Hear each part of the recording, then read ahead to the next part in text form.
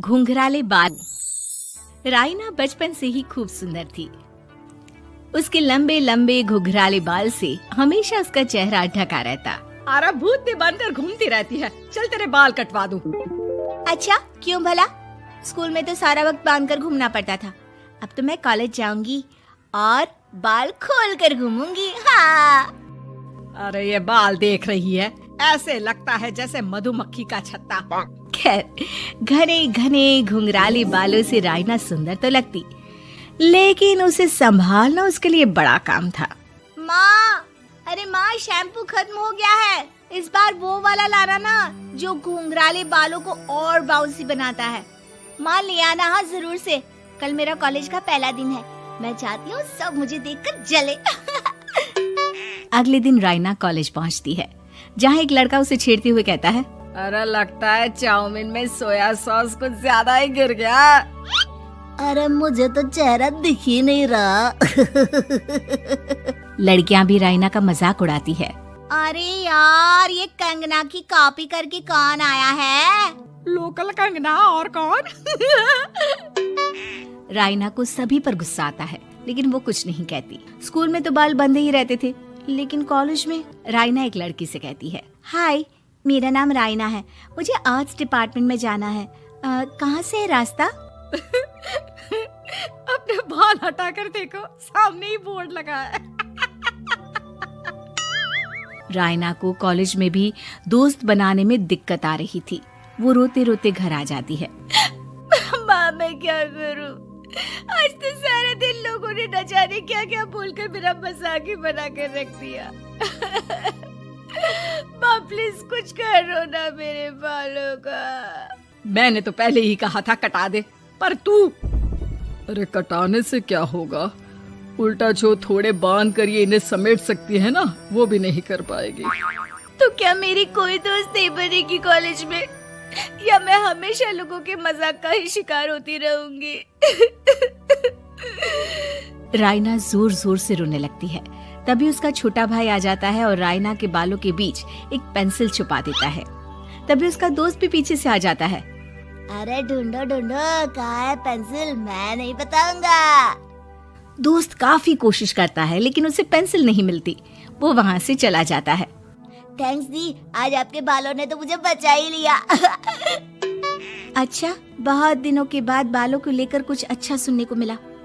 मुझे भी पहले लगता था कि मेरे बाल सबसे सुंदर है, लेकिन अब पता चला। अरे क्या पता चला? क्या हो गया? देख, किसी भी चीज के ना दो पहलू होते हैं।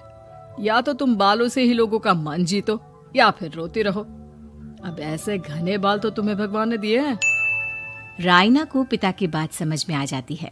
वो सोच लेती है कि जिन बालों के कारण वो कॉलेज में एक भी दोस्त नहीं बना पा रही है, उन्हीं बालों से वो दोस्तों की लाइन लगवा देगी। अगले दिन कॉलेज में डेस्क में राइना बालों को आगे कर लेती है और लोगों को लगता है कि राइना का चेहरा पीछे है, लेकिन राइना घने घुंघराले बालों को हटाकर हंसने लगती है। देखा मेरे बालों का कमाल? इससे मेरा चेहरा भी नहीं दिखता और मैं चलती क्लास में सो भी सकती हूँ। सभी राइना को देखकर हंसने लगते हैं। क्लास में परीक्षा चल रही होती है, तो राइना अपने बालों में चीटिंग के पेपर छुपा छुपा कर आसपास के बच्चों की मदद भी कर देती है, जिसके बाद से तो राइना क्लास की हीरोइन बन जाती है। वाह राइना, तेरे बाल तो बहुत कमाल के हैं। मैं तो इन्हीं के कारण पास हो गई। और पता है, मैं तो अपने काम का सामान राइना के बालों के बीच में ही फंसा देती हूँ। जैसे जैसे काम होता है वैसे वैसे इस्तेमाल करती हूँ। अब तो क्लास में हर कोई राइना के साथ बैठने की जिद करता। राइना में इसे लेकर घमंड आ जाता है। उसे लगता है कि वही क्लास की सबसे डिमांडिंग लड़की है। फिर एक दिन, मैं इस कॉलेज में नई नई आई हूँ, क्या आप मेरी दोस्त बनेंगी? मैं? ओह सॉरी, मैं इस क्लास की सबसे डिमांडिंग लड़की हूँ। हर कोई मेरे साथ ही रहना चाहता है। एक काम करो ना, वो पीछे की सीट दिख रही है, जाओ, जाकर वहीं बैठ जाओ। लड़की को राइना की बात बहुत बुरी लगती है, लेकिन वो करती भी तो क्या, जाकर चुपचाप पीछे की सीट पर बैठ जाती है। तो आज का लेसन सबने याद किया है ना बराबर से? जितनी भी चीटिंग करने वाली लड़कियां थी, वो राइना के पीछे जाकर बैठ जाती है और जोर से चिल्लाती है, जी मैम, सब कुछ याद है, कहीं से भी पूछ लो, हम तो मास्टर हैं, मास्टर। क्यों? ये बोलकर वो रायना के कंधे पर हाथ रख देती हैं। रायना भी खुश होती है कि कॉलेज की सबसे स्मार्ट लड़कियों का ग्रुप उसका दोस्त है। पीछे बैठी वो लड़की देखती है कि कैसे मैडम के सवाल लड़कियां रायना के सर को देखकर दे रही है। शाबाश, मुझे खुशी है कि तुम लोग इतनी अच्छी पढ़ाई करने लगी हो। मैं प्रिंसिपल से कहकर तुम लोगों की स्कॉलरशिप की बात करूंगी, जिससे तुम लोगों के माता पिता का पैसा जो फीस में लग रहा है वो बच जाए। सभी लड़कियां खुश हो जाती हैं। टीचर के जाने के बाद एक लड़की कहती है, गर्ल्स, अब हम लोग ना सिर्फ सबसे स्मार्ट बल्कि सबसे इंटेलिजेंट भी हो गए हैं। इसी बात पर आने वाले संडे को मेरे घर पर पार्टी, सबको आना है, ओके? सभी लड़कियां पार्टी के लिए एक्साइटेड हो जाती हैं। रायना भी।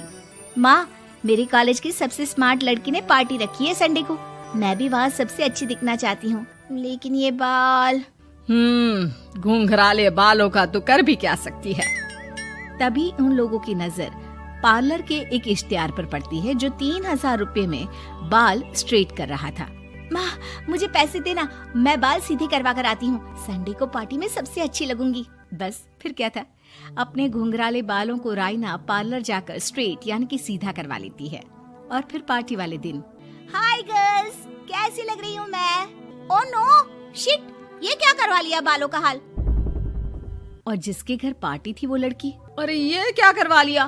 तुम्हें मालूम नहीं है, जिस बालों में चीटिंग रखकर हम लोग टीचर के अगर इम्प्रेशन जमाते थे, उन बालों को तुमने। अरे हमें तो स्कॉलरशिप भी मिलने वाला था, अब तुमने बाल सीधे करवा लिए। अब तुम हम लोगों के लिए किसी काम की नहीं हो।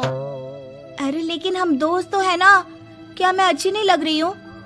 हमें तेरे अच्छे और बुरे लगने की कोई जरूरत नहीं है। हम लोगों को तेरे बालों से फायदा था, अब वो नहीं है, तो हम तेरे दोस्त भी नहीं है।